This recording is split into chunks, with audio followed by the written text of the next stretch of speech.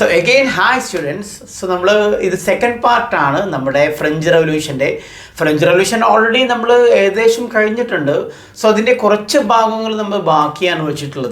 so we will discuss the further areas of French Revolution. Before that, I would like to reverse the last part because just to just brief French society divided. It was divided into three.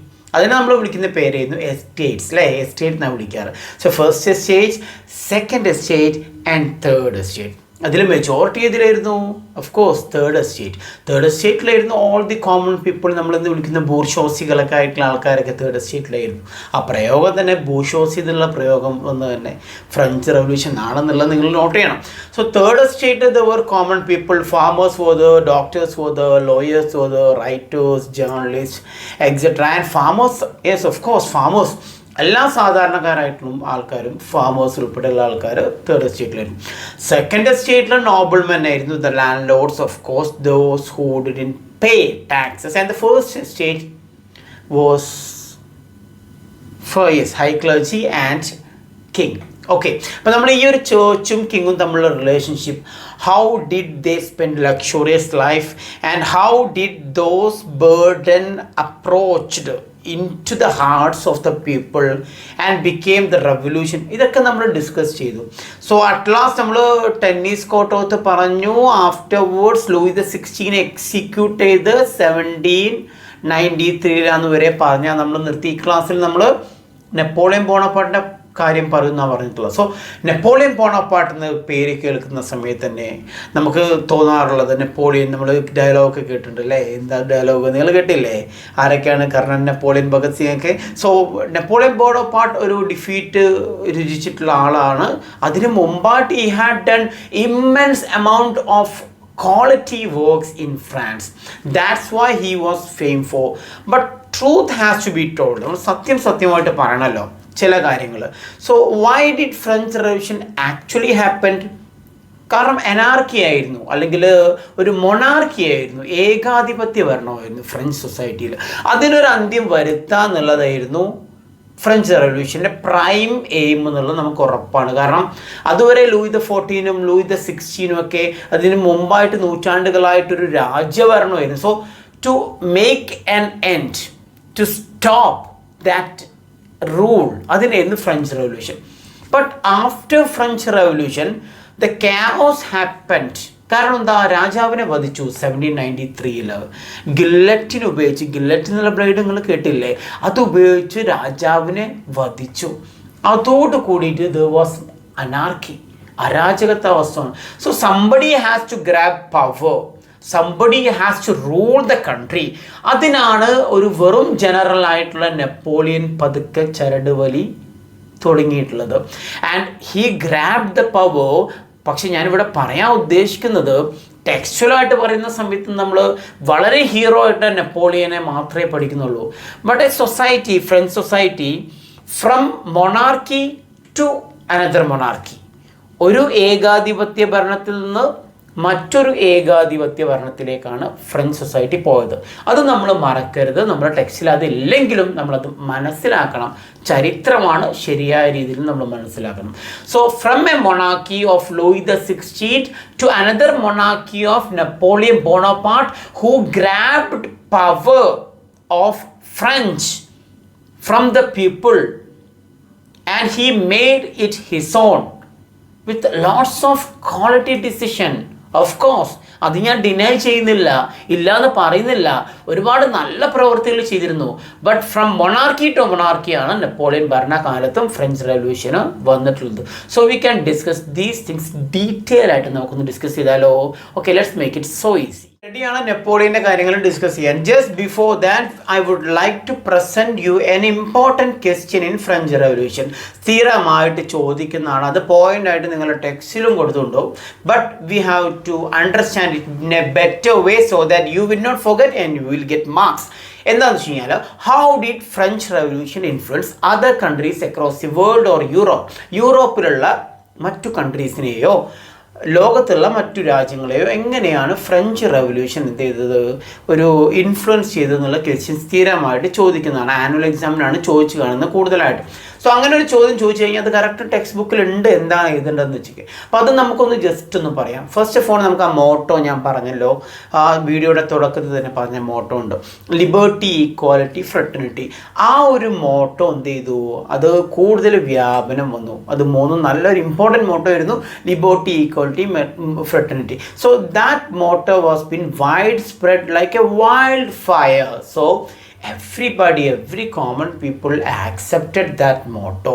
കാരണം ആ ഒരു motto എന്ന് വെച്ച് കഴിഞ്ഞാൽ അതിൽ സ്വാതന്ത്ര്യമുണ്ട്. Okay, so everybody accepted. Second, the concept of nationalism emerge. അതുവരെ രാജ്യം ഇല്ലായിരുന്നു, രാജാവ് മാത്രമേ ഉള്ളായിരുന്നു. Kingship was, nation was not there. So nationalism emerge ചെയ്തു സെക്കൻഡായിട്ട്. തേർഡായിട്ട് നമ്മളെ ഈ ലോകത്ത് മിഡിൽ ക്ലാസ്സിനൊരു സ്ഥാനമില്ലാത്തൊരവസ്ഥ ഉണ്ടായിരുന്നു. So emergence of middle class was, middle ക്ലാസ്സിനെ പൊക്കി കൊണ്ടുവരാൻ എന്തിനു പറ്റി, നമ്മുടെ ഈ ഫ്രഞ്ച് വിപ്ലവത്തിന് പറ്റിയിട്ടുണ്ട്, ഫ്രഞ്ച് റെവല്യൂഷന് പറ്റിയിട്ടുണ്ട് എന്നുള്ളൊരു വിജയമാണ്. അല്ലെങ്കിൽ സോവറിനിറ്റി, പീപ്പിൾ സോവറിനിറ്റി എന്താണെന്ന് കാണിച്ചു തന്നൊരു വിപ്ലവമാണ് ഫ്രഞ്ച് റെവല്യൂഷൻ. ഓക്കെ, അത് അടുത്തൊരു പോയിന്റാണ്. സോ പരമാധികാരം ജനങ്ങൾക്കാണ്, സോവറിനിറ്റി എന്ന് പറഞ്ഞാൽ പരമാധികാരമാണ്, അത് ജനങ്ങൾക്കാണ് കാണിച്ചു തന്നൊരു റെവല്യൂഷനാണ്. അല്ലെങ്കിൽ അടുത്തൊരു പോയിന്റ് പറയുകയാണെങ്കിൽ it stimulated all the other revolution in the world. ലോകത്തുള്ള മറ്റു റെവല്യൂഷൻസിനൊക്കെ സ്റ്റിമുലേറ്റ് ചെയ്ത് ഇതാണ്. നമ്മളിപ്പം തൊട്ട് മുമ്പ് പഠിച്ചിട്ടുള്ള അമേരിക്കൻ വാർ ഓഫ് ഇൻഡിപെൻഡൻസിലൊരു റെവല്യൂഷൻ അല്ല, that was war. Okay, but it is revolution. It's a revolution ആണ്. So that's the difference. It stimulated all other revolution in that was coming afterwards this one. ശരിക്കും ഒരു inspirational revolution ആയിരുന്നു ഇത്. So ഈ points ഒക്കെ correct accumulate ചെയ്ത് ടെക്സ്റ്റിലുണ്ട്, വായിച്ച് നോക്കണം. ഇതിൽ കൂടുതൽ പോയിന്റ്സ് ഉണ്ട്, നിങ്ങൾക്ക് മാക്സിമം നിങ്ങൾ ഓർമ്മയിൽ വെക്കണം, എക്സാമിന് വരുന്നതാണ്. So we are going straight to next, that is the Napoleon, the quality of Napoleon. How did he rule? How did he grab power? How did his rule came to an end? ഇത്രയും കാര്യങ്ങളാണ് നമ്മൾ discuss ചെയ്യുന്നത്. First of all, when did he came to power? 1793 ഒരു Louis the 16 ഗില്ലറ്റിനൊക്കെ വെച്ച് കൊല്ലുന്നത്. Guillotine നിങ്ങൾ കേട്ടിട്ടുണ്ടാവൂലേ? അപ്പോൾ ആ ഗില്ലറ്റിനെ വെച്ച് കൊന്നതിന് ശേഷം there was anarchy. അവിടെ അരാജകത്വമാണ്, രാജാവില്ലാത്ത അവസ്ഥ. എത്ര പറഞ്ഞാലും രാജാവില്ലാത്ത അവസ്ഥ എന്ന് പറഞ്ഞാൽ that was worst thing that can happen to a humanity. മനുഷ്യത്വത്തിന് അല്ലെങ്കിൽ മനുഷ്യത്വത്തിന് കിട്ടുന്ന ഏറ്റവും മോശപ്പെട്ട ഒരു അവസ്ഥയാണ്. നമ്മളെ രാജ്യത്ത് ഒരു മുഖ്യമന്ത്രിയോ പ്രധാനമന്ത്രിയോ ഇല്ലാത്ത അവസ്ഥ, മിലിറ്ററി റൂൾ ആയുള്ളൊരവസ്ഥ, we cannot actually think about it. നിങ്ങൾക്ക് നിങ്ങളെ മുത്തശ്ശനോ മുത്തശ്ശിയൊക്കെ ജീവിച്ചിരിപ്പുണ്ടെങ്കിൽ നോക്കുക നമ്മൾ അടിയന്തരാവസ്ഥ കാലത്ത് എങ്ങനെയായിരുന്നു അവസ്ഥ എന്നുള്ളത്. സോ ഞാൻ ജസ്റ്റ് പറഞ്ഞു തന്നുള്ളൂ. സോ ആ ഒരു അവസ്ഥ 1793 മുതലുണ്ടായിരുന്നു. സോ അന്ന് ഒരു സ്റ്റേറ്റ് ജനറൽ ആയിരുന്നു നെപ്പോളിയൻ ബോണോപാർട്ട്. അദ്ദേഹം 1799 പവർ ഗ്രാബ് ചെയ്യുന്നത്. അതോട് കൂടിയിട്ട് he became so popular because he promise certain things to middle class. Middle ക്ലാസ്സിന് ഒരുപാട് നല്ല കാര്യങ്ങൾ അദ്ദേഹം വാഗ്ദാനം പ്രോമിസ് ചെയ്ത് കൊടുത്തിരുന്നു. മാക്സിമം അദ്ദേഹം നടപ്പിലാക്കിയിട്ടുണ്ട്. ബട്ട് ഞാൻ ആദ്യം പറഞ്ഞ പോലെ it is the French revolution was from monarchy to monarchy എന്നാണെങ്കിലും there was a difference. They felt a difference. The people felt a difference. That difference was Napoleon's ideas. എന്തൊക്കെയായിരുന്നു എന്നുള്ളത് നമുക്ക് നോക്കാം. അതിന് മുമ്പായിട്ട് അദ്ദേഹം പവർ ഗ്രാബ് ചെയ്തപ്പോൾ തന്നെ അദ്ദേഹം സ്വയം പ്രോമിസ് ചെയ്തൊരു കാര്യം ഉണ്ടായിരുന്നു. നമ്മൾ നേരത്തെ പറഞ്ഞ പോലെ അല്ലല്ലോ, കഴിഞ്ഞ ക്ലാസ്സിലെല്ലാം പറഞ്ഞാണ്, to make France as the centre of trading in Europe. യൂറോപ്പിലെ ഫ്രാൻസിനെ ട്രേഡിംഗ് സെൻ്ററായിട്ട് മാറ്റാം. എവിടെ ട്രേഡ് നടത്തണമെന്ന് തീരുമാനിക്കണം ഇവിടെ. Because he knew that trade is a power. In coming days, trade will be a great achievement all over, will be a great success. But trade city ആക്കി മാറ്റി കഴിഞ്ഞാൽ he knew that every other country will depend France for their progress. ബാക്കിയുള്ള കൺട്രീസിനൊക്കെ ഫ്രാൻസിനെ depend ചെയ്യാണ്ട് പോകാനേ പറ്റൂല, അദ്ദേഹത്തിന് ഉറപ്പായിരുന്നു. So he made arrangements for that. He made several liberations. He made people independent. Land feudalism അവസാനിക്കുകയാണ്, കർഷകർക്ക് ഭൂമി അങ്ങോട്ട് കൊടുക്കുകയാണ്. So they became so happy. So നമ്മൾ പറഞ്ഞ ക്വാളിറ്റീസിൽ അദ്ദേഹം നടപ്പിലാക്കിയിട്ടുള്ള ഒരുപാട് ഇംപ്ലിമെൻ്റ് ചെയ്തിട്ടുള്ള കുറേ കാര്യങ്ങളിൽ we knew that certain things that nowadays also it can be model, but still he was defeated. അതെന്തുകൊണ്ടാണെന്ന് നമ്മൾ കഴിഞ്ഞ ക്ലാസ്സിൽ ചെറിയൊരു ക്ലൂ നിങ്ങളോട് ഞാൻ പറഞ്ഞിരുന്നു. നിങ്ങൾ ഓർക്കുന്നുണ്ടോ എന്നറിയില്ല. നമുക്കറിയാം every country has enmity to other. നമുക്കെല്ലാ രാജ്യങ്ങൾക്കും ഒരു ചെറിയ ശത്രുത ഉണ്ടാവും. ഓക്കെ, നമ്മൾ സ്നേഹിതന്മാരായി കഴിഞ്ഞാലും നമ്മൾ ചെറിയ രീതിയിൽ തമ്മിലൊരു ശത്രുത ഉണ്ടാവും എന്ന് പറയുന്നതായിരിക്കും. ഓക്കെ, അപ്പോൾ അതുപോലെയാണ് എല്ലാ രാജ്യങ്ങൾക്കും എന്തുണ്ടാവും, ഒരു ശത്രുത ഉണ്ടാവും. നിങ്ങൾ 3 Idiots എന്ന സിനിമ കണ്ടിട്ടുണ്ടാവും. അതിലുണ്ടല്ലേ, അതിൽ ആമിർ ഖാൻ ഏറ്റവും ഫസ്റ്റ് റാങ്ക് കിട്ടുന്ന സമയത്ത് ബാക്കി 2 ആൾക്കാരും കൂടി ഡെസ്പായിട്ട് നിൽക്കുകയാണ്. ബെസ്റ്റ് ഫ്രണ്ടിനാണ് കിട്ടിയിട്ടുള്ളത് അല്ലേ. അതുപോലെയാണ് രാജ്യങ്ങളെ കഥ. എത്രത്തോളം നമ്മൾ തോളിൽ കയറ്റ് കഴിഞ്ഞാലും ശത്രുത ഉണ്ടാവും. അപ്പം നന്നായിട്ട് വികസിക്കുന്ന ഒരു രാജ്യത്തിനെയോ. So there is a reason why French was made a scapegoat by all other countries led by Britain. Britain ആയിരുന്നു ആ സമയത്ത് ട്രേഡൊക്കെ നിയന്ത്രിച്ചിരുന്ന maximum in Europe. So it felt so envy towards France because it is becoming a superpower. It is becoming a trading city. Napoleon was making it. So Britain, it can never allow to happen. So Britain along with other countries tried to attack. ആ യുദ്ധങ്ങളാണ് നമ്മൾ ഇനി പറയാൻ പോകുന്നത്. So students, Napoleon was a great ruler. അതാണ് നമ്മളിപ്പോൾ പറഞ്ഞുകൊണ്ട് നിൽക്കുന്നതും. So what was the structure of his rule? What were the qualities of him? And what made him special among the people of France who were seriously trying for liberty? ഇതല്ലേ നമ്മളൊരു answer കണ്ടെത്താൻ പോവാണ്. Before that നിങ്ങൾക്ക് ഈ വീഡിയോൻ്റെ താഴെയായിട്ട് ഡിസ്ക്രിപ്ഷനിൽ ഈ ഫ്രഞ്ച് റവല്യൂഷനെ കുറിച്ചിട്ടുള്ള ചോദ്യങ്ങളും ഉത്തരങ്ങളും കാണാം. നിങ്ങൾ സ്ട്രിക്റ്റായിട്ട് പറയുകയാണെങ്കിൽ നിങ്ങൾ എഴുതിയെടുക്കണം തന്നെ വേണം. കാരണം അത് ചോദ്യങ്ങൾ എക്സാമിന് വരുന്ന ചോദ്യങ്ങളാണ്. So make sure that you are writing those answers well. നോക്കി എഴുതണം. പോയിൻറ്റ്സ് ആയിട്ടുണ്ട്, അതുപോലെ പാരഗ്രാഫ് ആക്കിയിട്ടുണ്ട്. സോ നമുക്ക് പോവാം നെപ്പോളിയനിലോട്ട് തന്നെ. 1793 എക്സിക്യൂട്ട് ചെയ്യുന്നത് ലൂയി ദ 16. സോ ആഫ്റ്റർവേർഡ്സ് ആണ് നെപ്പോളിയൻ ഗ്രാബ് ചെയ്യുന്നത് power. I am taking that word grab and I am also introducing another word to you, a military coup. Military coup എന്നുള്ള വേർഡാണ് ഞാൻ നിങ്ങളെ മുമ്പിൽ ഇൻട്രൊഡ്യൂസ് ചെയ്യുന്നത്. സോ മിലിറ്ററി കോപ്പ് എന്ന് പറഞ്ഞു കഴിഞ്ഞാൽ പട്ടാള അട്ടിമറി എന്നുള്ള വേർഡാണ്. പട്ടാള അട്ടിമറി, അതായത് ഒരു രാജാവില്ലാത്ത സമയത്ത് പെട്ടെന്ന് പട്ടാളം ഭരണം പിടിച്ചെടുക്കുന്ന അവസ്ഥയാണ് നമ്മളെന്താ പറയുക, മിലിറ്ററി കോപ്പ് എന്ന് പറയും. സോ അത് നടത്തിയിട്ട് ഒരു ജനറലായിട്ടുള്ള നെപ്പോളിയൻ പതിയെ അധികാരം പിടിച്ചെടുക്കുകയാണ്. So he became the overall ruler of France in 1799. അതുമുതൽ അദ്ദേഹത്തിൻ്റെ ഭരണമാണ്. But he himself called an emperor. King അല്ല, emperor, because he ruled several states എന്ന് നമ്മൾ ഇൻ്റർനാഷണൽ രീതിയിൽ ഉപയോഗിക്കുമ്പോൾ അത് രാജ്യങ്ങളെ അല്ല പറയില്ല. സോ സെവറൽ സ്റ്റേറ്റ്സിന് അദ്ദേഹം റൂൾ ചെയ്തുകൊണ്ട് he called himself as a emperor. So what were the qualities, അത് നമുക്കൊന്ന് ആദ്യം നോക്കാം. So what made the French people love him? അദ്ദേഹത്തിനെ എന്തുകൊണ്ട് സ്നേഹിച്ചു? What were so specialities, or what were the specialities of him? അതെല്ലാം നമുക്ക് നോക്കാം. Because he knew the basic features of French people, അല്ലെങ്കിൽ ഫ്രഞ്ച് പീപ്പിളിൻ്റെ ബേസിക് ഫീച്ചേഴ്സ് അറിയായിരുന്നു. For example, അദ്ദേഹം കൊണ്ടുവന്നൊരു നിയമത്തിൽ he made the farmers the owners of land. അവർ കൃഷി ചെയ്യുന്ന ഭൂമി അവനവന് കൊടുത്തു. അതുവരെ ലാൻഡ് ലോഡ്സിന് വാടകയോ അല്ലെങ്കിൽ പാട്ടത്തിന് എടുത്തുകൊണ്ടോ അല്ലെങ്കിൽ എന്തെങ്കിലും കിട്ടുന്ന കൃഷിയിൽ നിന്ന് കിട്ടുന്ന എന്തെങ്കിലും വിഭവങ്ങൾ പകുതിയും മുക്കാലും ലാൻഡ് ലോഡ്സിന് കൊടുത്തുകൊണ്ടിരുന്ന ഫാമേഴ്സ് സഡൻലി ബിക്കെയിം ഓണേഴ്സ്.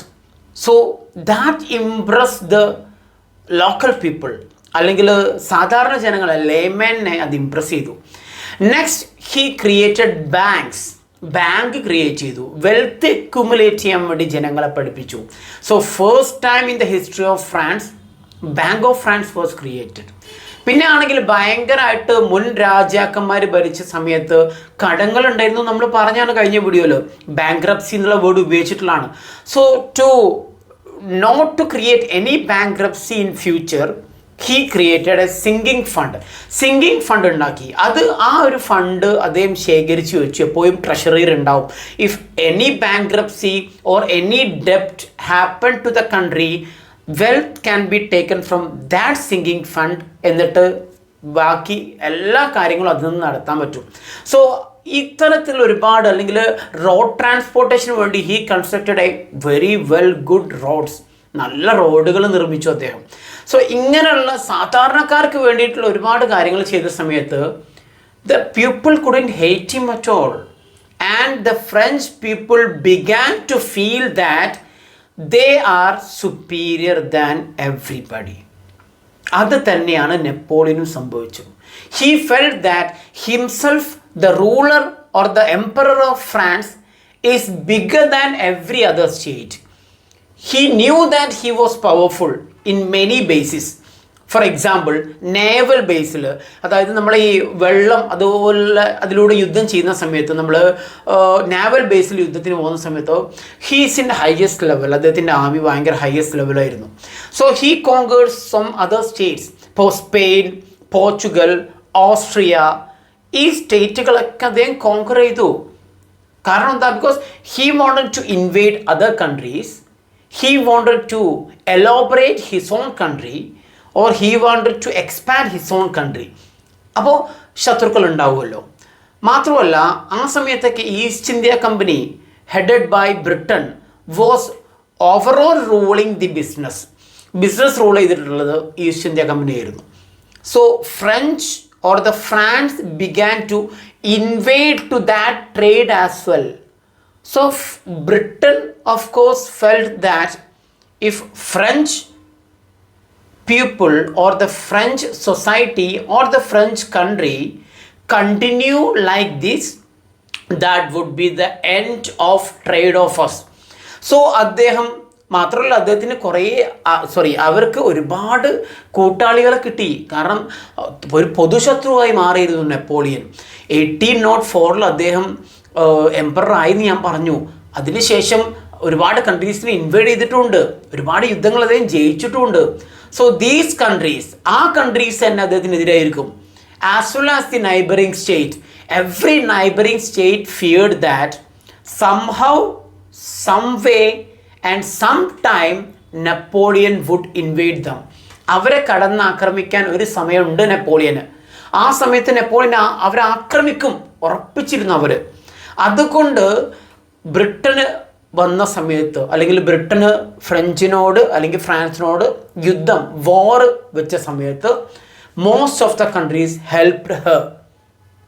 അങ്ങനെയാണ് 1850 ലോകപ്രശസ്തമായ the world famous war Waterloo happened. The only defeat Napoleon tasted, and that was the end of reign of Napoleon in France, reign of France in Europe. യൂറോപ്പിലുള്ള ഫ്രാൻസിൻ്റെ അവസാനവും ഫ്രാൻസിലുള്ള നെപ്പോളിയൻ്റെ അവസാനവും 1815 നിർബന്ധമായിട്ട് year ഓർത്തിരിക്കണം. 1815 Waterloo എന്നുള്ള war. That was the end of an era, a great era for France, and a pathetic era ended for other states, അങ്ങനെ പറയാം. So Napoleon's end was that. അവിടെയോടി Napoleon നമുക്ക് end ചെയ്തു. സോ ഇതാണ് നമ്മുടെ ടെക്സ്റ്റിൽ പഠിക്കാനുള്ളത് നെപ്പോളിയനെ കുറിച്ചിട്ട്. സോ നിങ്ങൾ ഇതെല്ലാം അറിഞ്ഞിരിക്കണം. And origin of Napoleon, I would tell you that Italian ഫാമിലിയോട് ചെറിയൊരു ബന്ധമുള്ളൊരു ഫാമിലി ജനിച്ച ആളാണ് നെപ്പോളിയൻ ഇൻ 1769. സോ ഒറിജിൻ അങ്ങനെയായിരുന്നു.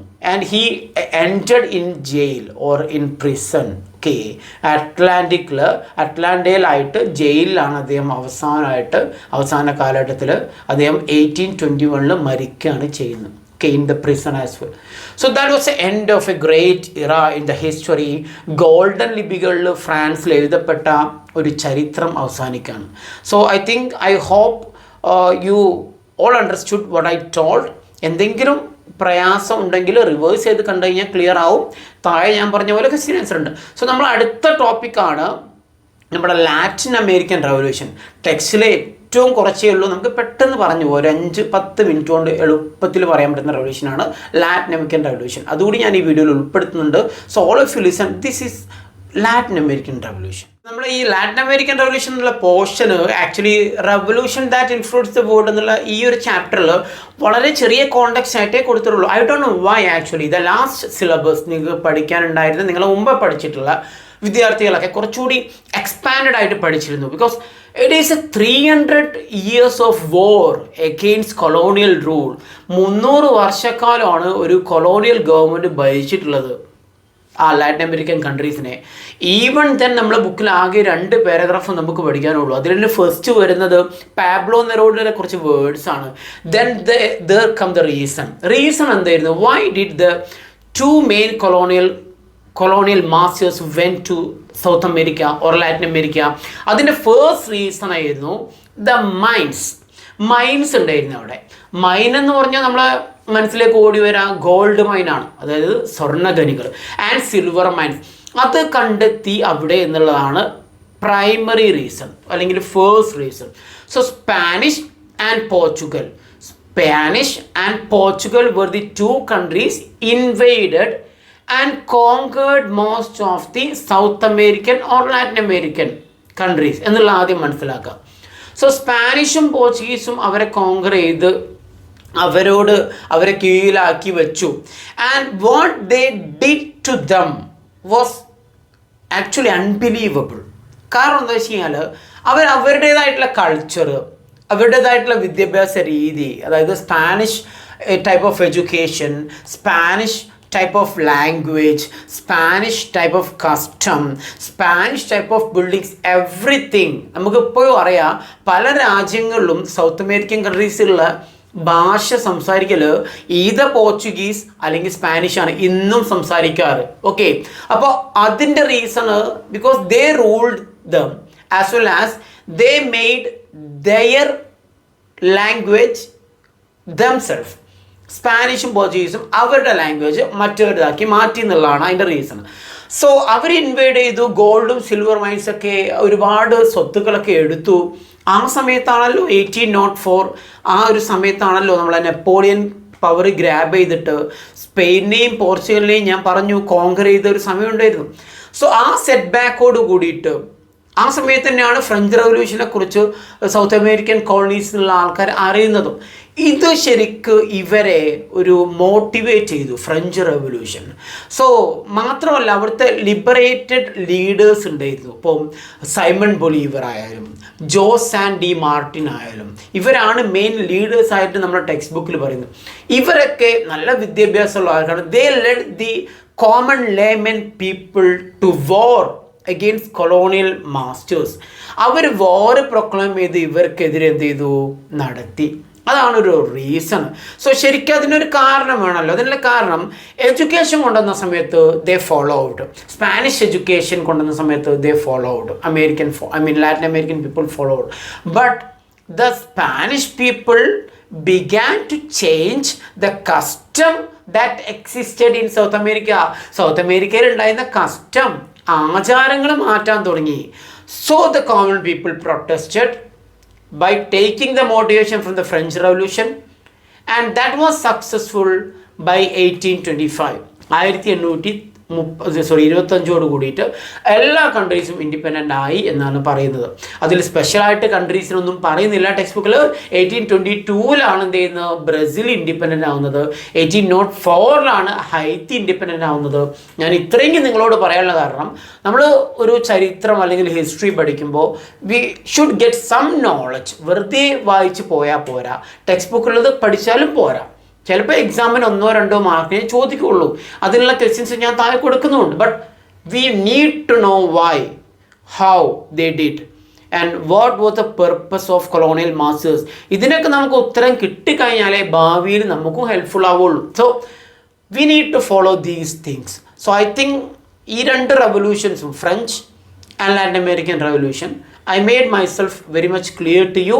അല്ലെങ്കിൽ ഈ വീഡിയോ ഒന്ന് റിവേഴ്സ് ചെയ്ത് അല്ലെങ്കിൽ ഒന്ന് ബാക്ക് അടിച്ച് വീണ്ടും കാണണം. നോട്ട്സ് ഇതിൻ്റെ കൊടുത്തിട്ടുണ്ടെന്ന് പറഞ്ഞു, തീർച്ചയായിട്ടും എഴുതിയെടുക്കണം. മറ്റൊരു വീഡിയോ റഷ്യൻ റവല്യൂഷൻ്റെ വീഡിയോ ആയിട്ട് ഞാൻ എന്തായാലും പെട്ടെന്ന് വരും. അപ്പോഴേക്കും നിങ്ങളിത് ബൈഹാർട്ട് ചെയ്ത് പഠിച്ചോളണം. ബൈഹാർട്ട് ചെയ്ത് പഠിക്കല്ല, മനസ്സിലാക്കി പഠിച്ചോളണം. സോഷ്യൽ കുട്ടികൾക്ക് ഏറ്റവും കൂടുതൽ പ്രയാസമായിട്ടുള്ളത് പഠിച്ചത് എഴുതാൻ പറ്റില്ല എന്നാണ്. അത് നമ്മൾ റിപ്പീറ്റ് ചെയ്ത് പഠിക്കേട്ടാണ്. സോ നിങ്ങൾ പഠിക്കുന്നതോടൊപ്പം എഴുതുകയും ചെയ്യുക. So I think I made myself clear once again. So next ഒരു വീഡിയോ വരുന്നവരെ okay, thank you very much.